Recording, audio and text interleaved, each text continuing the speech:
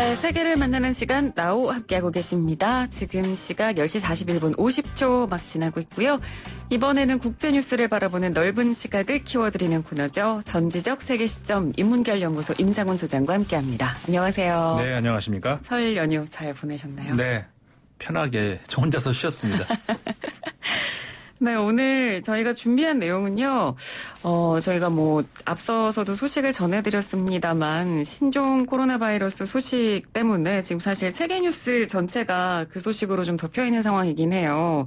그런데 아마 또 다른 뉴스를 주의 깊게 보셨다면 다음 주부터 또 2020년 미국 대선 대장정이 본격적으로 시작이 되기 때문에 오늘 이 시간에는 저희가 미국 대선에 대해서 좀 총정리를 해보는 시간을 준비를 했습니다. 그리고 일단은 우리나라랑은 또 선거 과정이 좀 달라서 네.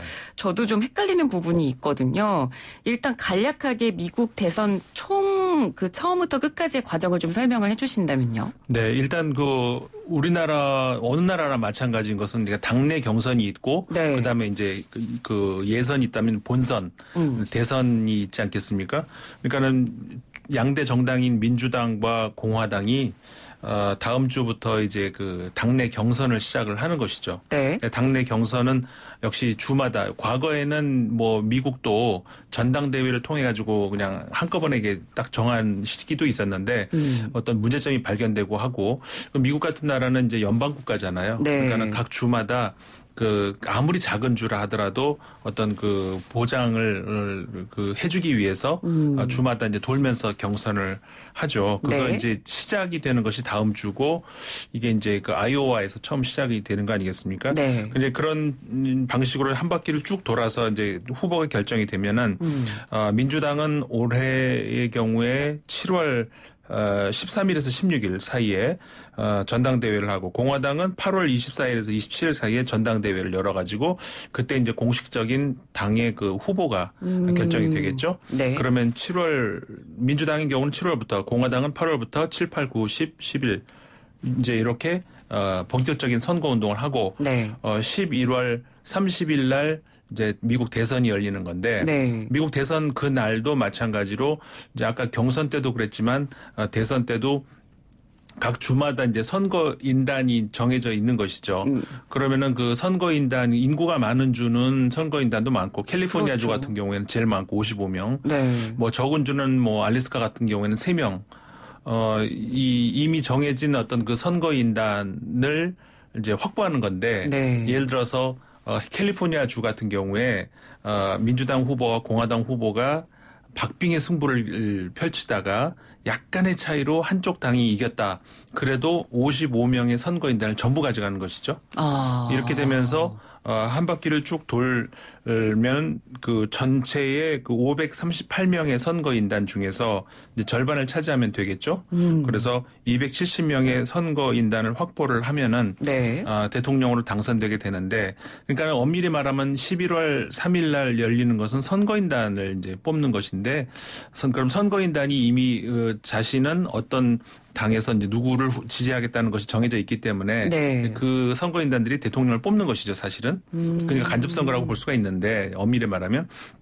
근데 이제 이런 생각도 할 수 있잖아요. 그럼 선거인단 중에서 누군가가 나는 A라는 후보를 지지하겠다고 해가지고 선거인단에 대놓고서 막상 가서 B를 네. 지지해버리면 어떻게 되느냐. 네. 근데 그렇게 되는 것이 없으리라는 보장은 없지만 아직까지 미국 대선 역사에서 거의 없었습니다. 한두 번 반란표가 있긴 있었는데 그런 걸로 인해 가지고 이제 대선에서 결정적인 대통령이 뒤집어지는 그런 경우는 아직까지 한 번도 없었습니다. 네. 우리나라도 보면 지역마다 약간 정치적 색이나 성향 네. 같은 것들이 좀 나뉘잖아요. 그렇죠. 미국도 그런가요? 미국도 그렇죠. 미국 같은 경우에 지도를 이렇게 쭉 펼쳐놓고 보면은 네.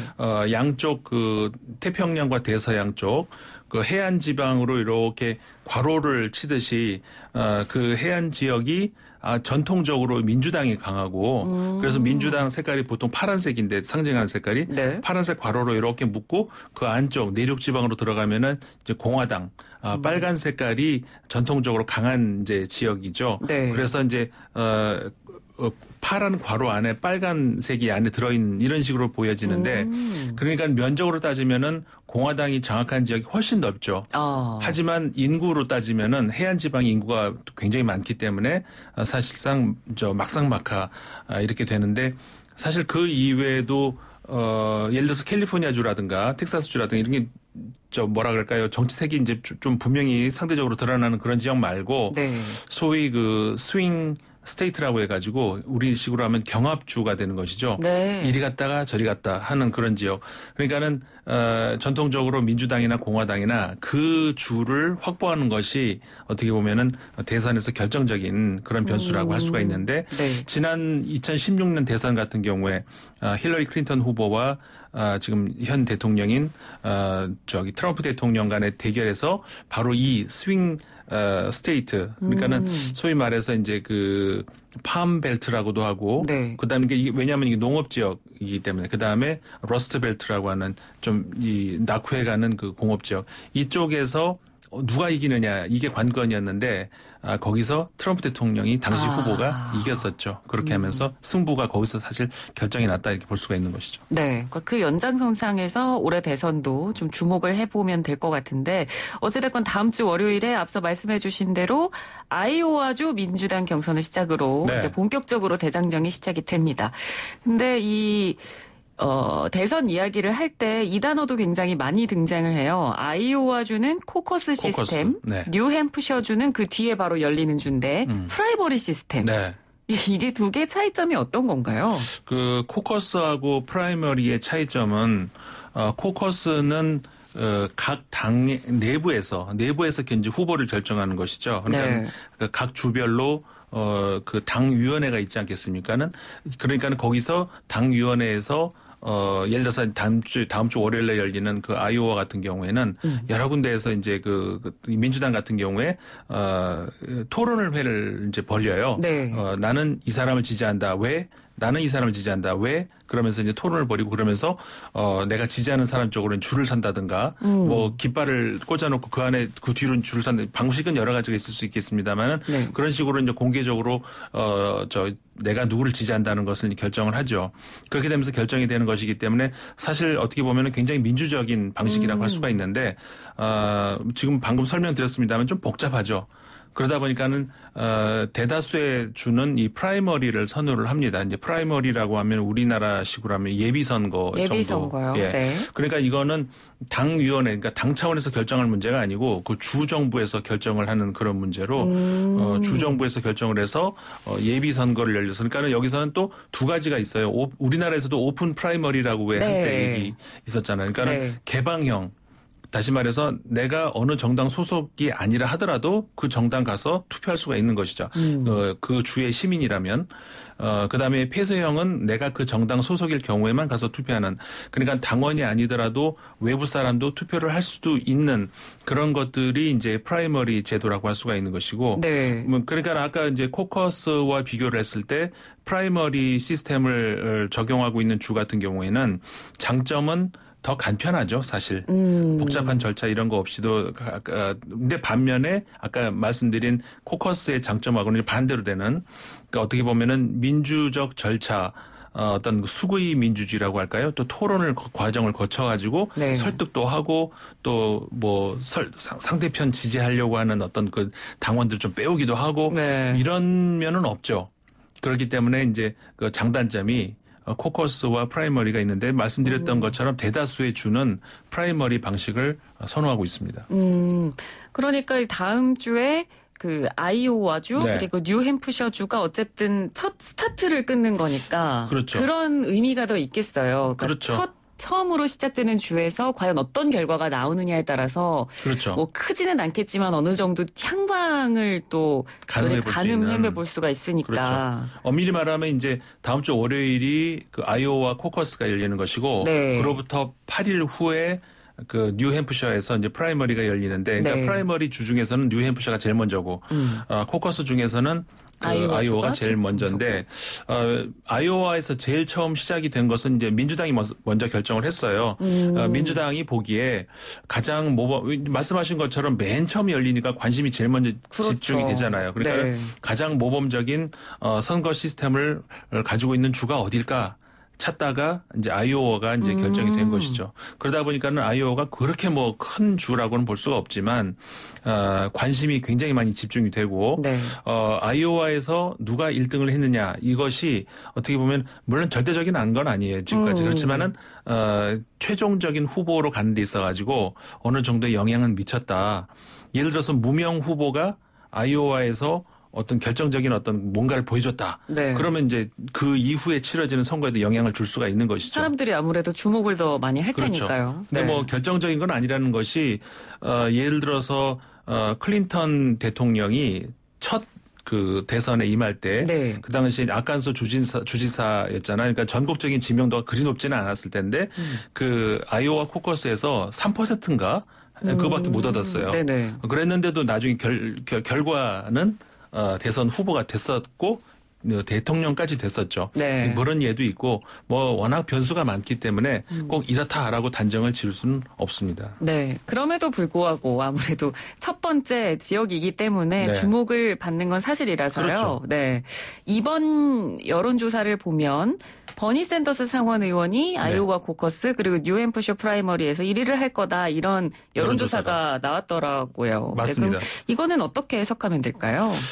그러니까 이게 굉장히 재미있는 현상인데 네. 아직까지는 그 전국적인 그 지지도를 보면은 민주당만 놓고 봤을 때 조 바이든 전 부통령이 지지도가 아직은 많이 높은 것으로 나옵니다. 물론 여론조사에 따라서 버니 샌더스 후보가 또 1등을 한 적도 있지만 네. 지금까지 평균적으로 보면은 조 바이든 전 부통령이 고른 지지를 전국 규모에서는 받는데 이번 말씀하신 것처럼 여론조사 아이오와와 뉴햄프셔에서 치러진 여론조사에서 그 버니 샌더스가 1위를 하는 것으로 두 군데 다 이렇게 나오면서 그 버니 샌더스가 어떤 새로운 바람을 또 일으킬 수 있을까 그런 어떤 그 예상도 조심스럽게 할 수가 있는데 여기에 있어서는 사실 제가 조심스럽게 예상이라 그랬잖아요. 네. 변수가 너무 많아요. 그러니까 첫 번째는 미국의 지금 현재 젊은층 중심으로 해가지고 진보적 이 바람이 싹 불고 있는 게 사실이에요. 그러다 보니까는 상대적으로 중도적인 입장에 있는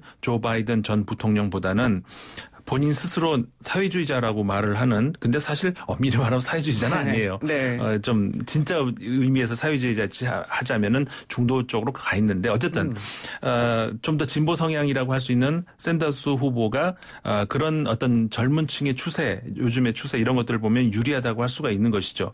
그런데 이게 전국적인 규모로 가다 보면은 민주당 입장에서는 아까도 말씀드린 것처럼 이렇게 그 골수 민주당 지지자보다는 어떤 그러니까 소위 말해서 우리가 집토끼보다는 산토끼를 잡아야 되는 그런 네. 수가 있는 것이죠. 그러니까는 좀 중도층 아니면 유보적인 이런 사람들 잡아야 되는데 그렇죠. 그렇게 하기 위해서는 중도가 더 유리하지 않을까, 상대적으로 중도적인 성향이 유리하지 않을까라고 하는 그런 것도 예상할 수도 있는 것인데 거기에 또 반론도 할 수 있죠. 뭐냐면은 아니. 뭐 조 바이든 후보 같은 경우에 중도적인 성향으로 따지고 보면 공화당하고 별 차이가 없잖아. 그럼 굳이 뭐 뽑아야 될 이유가 있나? 이렇게 생각하는 사람들도 또 있을 수가 있죠. 네. 그렇기 때문에 워낙 뭐 변수가 많고 우리 지난 2016 대선 때도 거의 대부분의 여론조사가 다 틀렸잖아요. 네, 맞습니다. 그러니까는 다양한 어떤 이런 변수들 이런 것들을 우리 청취자분들한테 설명을 해드리되 네. 이렇게 될 것이다라고 하는 것은 상당히 뭐 좀 위험할 수가 있는 것이죠. 네. 뭐 끝으로 공화당도 간략히 말씀을 네. 드리자면 뭐 트럼프 현 대통령이 후보로 결정될 걸로 봐도 되겠죠? 거의 그렇게 봐야 되겠죠. 이제 네. 2명 정도가 더 있는데요. 네. 사실상 가능성이 희박하다. 그렇기 때문에 사실 공화당은 여론조사도 하지도 않습니다. 네. 그리고 이제 그 주에 출마 등록도 안 하는 이 나머지 두 후보는 그런 경우도 있고 뭐 경선 자체가 아예 취소된 주도 있고요. 네. 그래서 공화당은 뭐 사실상 트럼프 대통령으로 결정이 됐다 이렇게 봐야 되는 것이죠. 네, 알겠습니다. 자, 오늘은 미국 대선에 대해서 한번 분석해봤습니다. 말씀 잘 들었습니다. 고맙습니다. 네, 고맙습니다. 네, 인문결연구소 임상훈 소장이었습니다.